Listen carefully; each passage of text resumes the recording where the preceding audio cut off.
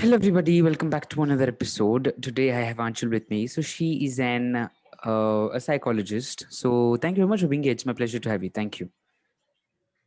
Thanks for calling me.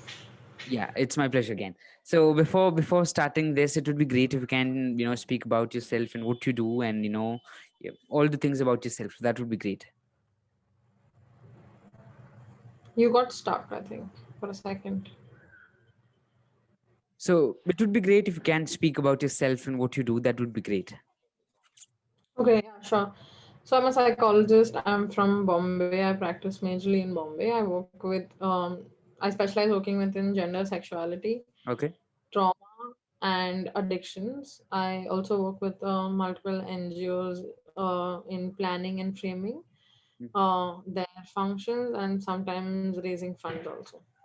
Okay, okay, great. So before starting up the session, I would just ask you if you could define mental health and what you think is mental health.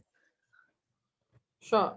Mental health is just how someone is and how Okay. much of their past and future tends to affect their current thought. And I think mental health is a base of like health. So, like, health should consist of mental health and physical health. But very often we only talk about physical health. Yeah, yeah, true, true. Yeah. So my first question for the session would be like we were going to speak about trauma and all those things. So what do you think is trauma? How do you define trauma? So it's very interesting actually. So I think most people think of trauma as only something big that happens to them. They think of trauma as a car accidents or something that their family is hit by a storm or a flood or rape or like an incident of rape. And when you look at it historically, you talk about trauma where you have war veterans coming in, and that's how the first trauma disorder started coming up in mental health, right? But when you talk about trauma, those are your big T's. So those are big events that the entire world validates that okay, this is a thing that is happening, which is big, right? You also have small traumas. Small traumas are lesser recognized throughout the world, but they keep happening and they are continuous in a person's life. So suppose my mother continuously criticizing me for most of my life and making me feel not good enough is a small T. Now over the years, if I make that join up, add up the small T's, they'll probably be bigger than that one big T or two big T's I have. So the Hmm. smaller T's are actually the ones that no one sees, Okay. and they lead to something which is called as complex PTSD. Hmm. Okay. Okay. And when you talk about the bigger T's that are recognized are PTSD. Mm-hmm. Mm-hmm. Okay. Okay. So trauma is defined by that. And in the general definition of trauma is basically something happening to someone that does not have the ability to cope. Okay, okay, great. So there are some situation as you were also speaking about rape as thing. There are people who go with sexual abuses and all those of in their childhood. And so, what do you think that gives them? Like what? How does that affects their mind? And what could be the risk of for that for the future traumas or the how they can experience that trauma which they did in the childhood?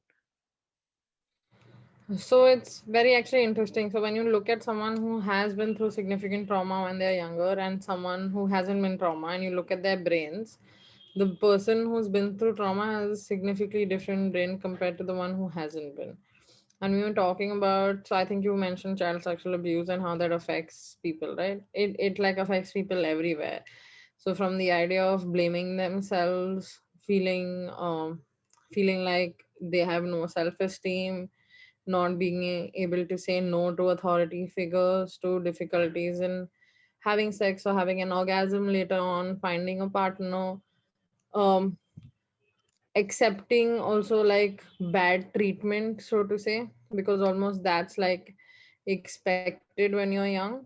Okay. So a lot of those things actually affect people on so many levels. And when you talk about child sexual abuse, a lot of times on the person who's doing the abuse often thinks it's a child, they'll forget, etc., etc. But they don't forget, and they're just not a child. Like they remember that for the rest of their life.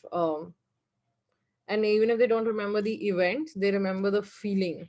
Hmm. So when you talk about a lot of children who have gone through a lot of trauma affects your memory.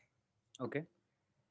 So these are people who will grow up with hardly any memory of their childhood and will feel lost and will Mm-hmm. have memory problems when they grow up also.